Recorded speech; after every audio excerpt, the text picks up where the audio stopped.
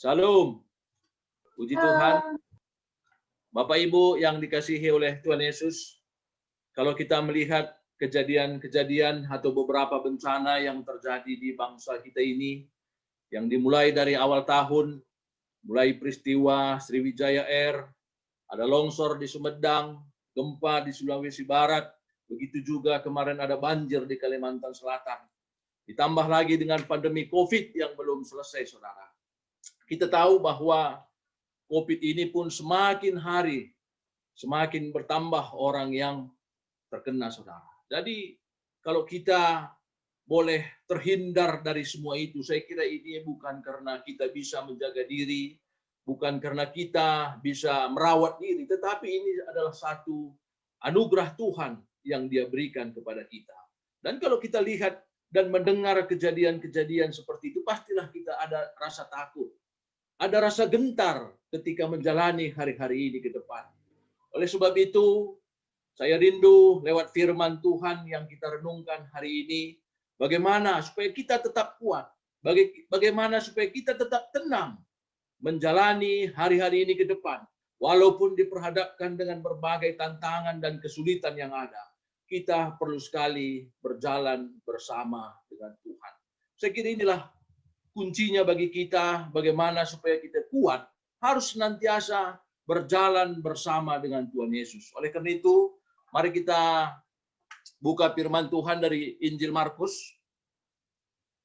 Injil Markus pasal 6 ayat 45 sampai 51. Injil Markus pasal 6 ayat 45 sampai 51 saya bacakan untuk kita semua. Sesudah itu Yesus segera memerintahkan murid-muridnya naik ke perahu dan berangkat lebih dulu ke seberang ke Betsaida. Sementara itu ia menyuruh orang banyak pulang. Setelah ia berpisah dari mereka, ia pergi ke bukit untuk berdoa. Ketika hari sudah malam, perahu itu sudah di tengah danau, sedang Yesus tinggal sendirian di darat. Ketika ia melihat betapa payahnya mereka mendayung karena angin sakal, maka kira-kira jam 3 malam ia datang kepada mereka berjalan di atas air, dan ia hendak melewati mereka. Ketika mereka melihat dia berjalan di atas air, mereka mengira bahwa ia adalah hantu, lalu mereka berteriak-teriak. Sebab mereka semua melihat dia dan mereka pun sangat terkejut. Tetapi segera ia berkata kepada mereka, "Tenanglah, aku ini, jangan takut." Lalu ia naik ke perahu mendapatkan mereka. Dan angin pun redalah. Mereka sangat tercengang dan bingung. Sebab sesudah peristiwa roti itu, mereka belum juga mengerti dan hati mereka tetap degil. Jadi Bapak Ibu yang dikasihi oleh Tuhan Yesus, kalau kita lihat memang ayat-ayat sebelumnya, maka bagian firman Tuhan yang kita baca ini, kita melihat bahwa bagaimana kuasa kasih Tuhan Yesus ditunjukkan kepada 5.000 orang. Dia bisa menggandakan 5 potong roti dan 2 ekor ikan. Dan kita lihat sisanya masih beberapa bakul. Ini membuktikan bagaimana kuasa Tuhan Yesus itu bekerja di tengah orang-orang banyak pada saat itu yang selalu setiap saat dari pagi hingga sore mengikuti mereka. Dan semua ini kita lihat bahwa semua ini disaksikan oleh orang banyak termasuk murid-muridnya juga pada waktu itu. Setelah mereka makan kenyang, Yesus mengadakan pemisahan antara orang banyak dengan murid-muridnya. Sementara orang banyak dia suruh pulang, tapi murid-murid dia suruh untuk pergi naik perahu dan mendahuluinya ke seberang dengan tujuan yang sangat jelas. Kalau kita lihat tadi di dalam ayat 45, di sana dikatakan, sesudah itu Yesus segera memerintahkan murid-muridnya naik ke perahu, dan berangkatlah lebih dulu ke seberang, ke Betsaida, sementara itu ia menyuruh orang banyak pulang. Jadi ini kita melihat bagaimana Tuhan Yesus memerintahkan muridnya untuk pergi ke seberang dengan menaiki perahu. Maka ini artinya bahwa perjalanan kehidupan murid-murid ada dalam pengaturan Tuhan. Ada di dalam rencana Tuhan Yesus. Kalaupun kita melihat bahwa dalam pengaturan, dalam perencanaan itu ada hal-hal yang tidak seperti yang diharapkan oleh murid-murid pada waktu itu. Maka saya kira inilah hal yang berlaku sama juga bagi kita. Seperti Tuhan mengaturkan perjalanan setiap kehidupan kita. Maka Yesus jugalah yang mengaturkan setiap perjalanan hidup kita dengan tujuan yang sangat pasti. Ada amin, saudara? Apalagi kalau misalnya kemarin di akhir tahun, di persekutuan tahun baru, kita semua mengakui banyak sekali perbuatan Tuhan dalam kita, banyak sekali pertolongan Tuhan dalam kita menjalani satu tahun di belakang. Maka kalau kita bisa masuk ke tahun ini pun adalah satu anugerah yang Tuhan masih perintahkan kepada kita untuk kita jalani, untuk kita lalui. Oleh karena itu, harus ada keyakinan bagi kita bahwa kalau Dia masih beri kesempatan kita hidup hari ini untuk menjalani hari ini ke depan, itu ada dalam pengaturan, ada dalam rencana Tuhan. Dan disinilah saya kira kita perlu sekali dan sangat penting untuk mengakui dalam diri kita setiap saat kita perlu berjalan bersama dengan Tuhan Yesus. Oleh karena itu, Bapak Ibu yang dikasihi oleh Tuhan Yesus, bagaimana membuktikan kita berjalan bersama dengan Tuhan Yesus setiap hari? Saya kira disitulah kita berani mengutamakan Tuhan. Sebelum kita beraktivitas, sebelum kita meninggalkan rumah, apakah kita sudah terlebih dahulu merendahkan diri kita di hadapan Tuhan? Bisa saja lewat doa, bisa saja melalui saat teduh membaca firman Tuhan bersama dengan keluarga. Saya kira inilah bisa membuktikan bagaimana kita menjalani hari-hari ini berjalan bersama dengan Tuhan Yesus. Dan saya kira kalau ini sudah kita lakukan, yakinlah, maka apapun di depan tantangan kesulitan yang ada, kita bisa lalui tanpa takut dan tanpa ada rasa gentar. Dan memang kita melihat sendiri bahwa kalau sudah hidup bersama dengan Tuhan, hidup melakukan perintah Tuhan, bukan berarti bahwa kita hidup tanpa tantangan dan tanpa rintangan. Seperti yang dialami oleh para murid tadi, saudara. Mereka berjalan menuruti perintah Tuhan. Mereka berjalan dengan mengakui bahwa Tuhan yang menuruh mereka pergi, gitu ya. Dan kita lihat apa yang terjadi di tengah jalan. Ketika firman Tuhan katakan, ketika ia melihat betapa payahnya mereka mendayung karena angin sakal, katanya. Bukan berarti bahwa Tuhan Yesus itu tidak tahu apa yang ada terjadi di depan mereka sebelum mereka pergi naik perahu itu. Pasti Tuhan tahu. Dan inilah keyakinan kita ketika kita sudah melangkah bersama dengan Tuhan. Kalau ada tantangan, Tuhan pasti melihat kepada kita. Firman Tuhan dalam bahasa Karo dikatakan bahwa idah Yesus maka mesra ia ajar-ajarna engkayuhkeun prahuna ngelawan angin sinungsang perahu. Jadi ini harus menjadi pegangan dalam hidup kita.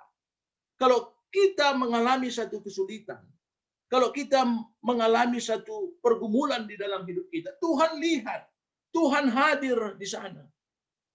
Dan kalau kita lihat apa yang dilakukan oleh murid-murid, ketika angin sakal itu mengamuk, membuat perjalanan mereka sedikit terganggu, mereka diombang-ambingkan di tengah perahu. Mereka pastilah ada rasa takut, ada rasa gentar dalam diri mereka. Karena kalau kita tahu angin sakal ini adalah angin yang sangat ganas karena berlawanan dengan arah kapal gitu. Dan kita tahu juga bahwa murid-murid itu semua nelayan, semua pelaut. Tapi pelaut pun bisa takut menghadapi laut.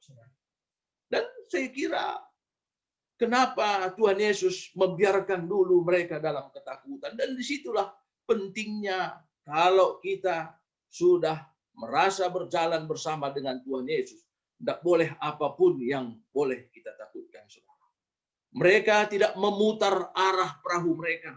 Mereka tetap mempertahankan arah yang mereka tuju sesuai dengan apa yang Tuhan perintahkan kepada mereka. Sehingga Yesus pun datang menolong mereka, saudara. Jadi Bapak Ibu yang dikasihi oleh Tuhan Yesus, mari kita mengakui kebesaran kuasa Allah. Kita perlu menyadari dan mengakui bahwa Tuhan tahu apa yang terjadi di depan kita, saudara. Tidak berarti bebas semua, saudara. Dan kita harus ingat juga bahwa kalau misalnya ada tantangan, ada kesulitan, dan semua kita di tempat ini, di tempat masing-masing, pasti masalah kita, persoalan kita berbeda-beda. Walaupun secara umum masalah kita sekarang sama, saudara, yaitu menghadapi COVID-19. Bukan saja bangsa kita, dan semua negara di tengah-tengah dunia ini mengalami ini semua. Dan kalau kita baca misalnya berita-berita yang ahlinya berbicara, seminggu yang lalu ada satu berita saya baca bahwa katanya seorang epidemiolog itu mengatakan bahwa 3 bulan sampai 6 bulan ke depan kita pasti mengalami kritis kematian, katanya. Karena 3 bulan sampai 6 bulan ke depan inilah nanti saat memuncaknya mungkin COVID-19 ini, saudara. Dan dia menegaskan bahwa kepada pemerintah dan kepada kita sebagai warga masyarakat Indonesia bahwa dalam pengendalian pandemi ini, kesehatan adalah aspek yang sangat penting, kata, yang harus didahulukan. Dan kalau ini kita kesampingkan, katanya, bisa nanti COVID-19 ini di bangsa kita ini mereda di tahun 2024, katanya.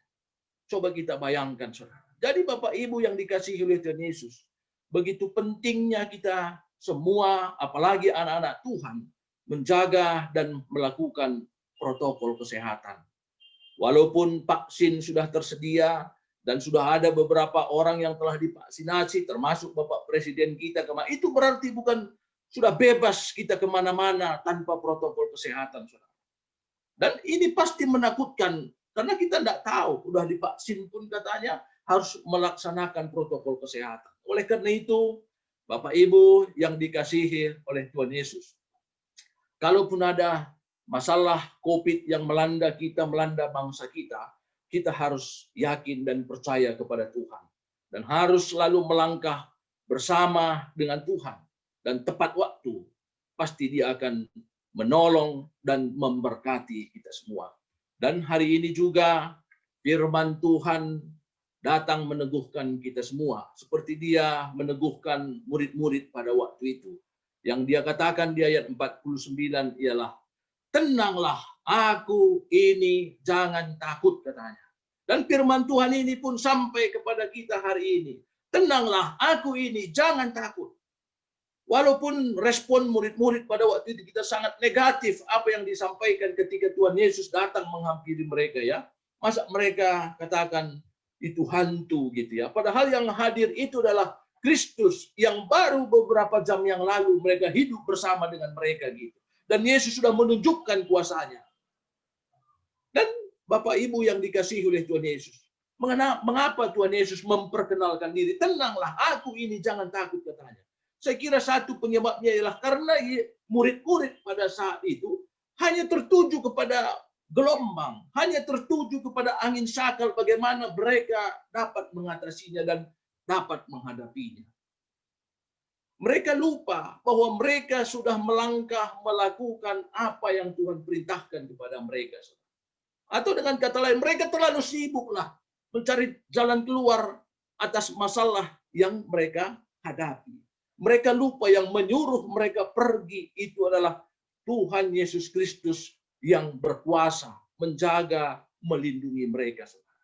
Jadi Bapak Ibu yang dikasihi oleh Tuhan Yesus, marilah kita pegang firman Tuhan ini, bahwa Yesus akan datang dan selalu hadir bersama dengan kita.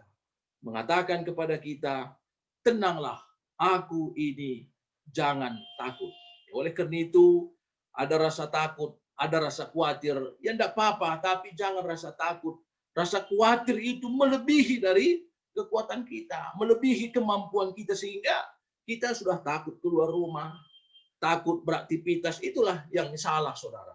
Kalau ada rasa takut, ya kita disitulah harusnya kita merendahkan diri di hadapan Tuhan. Oleh karena itu, mari kita yakinkan dalam diri kita, saudara. Ketenangan itu hanya ada di dalam Tuhan. Ketenangan itu, Kekuatan itu hanya ada di dalam Tuhan Yesus. Dan itulah yang harus kita imani.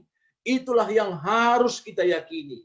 Dan setiap saat kita harus mempercayakan hidup kita kepadanya. Kenapa saya katakan begitu, saudara? Kenapa setiap saat?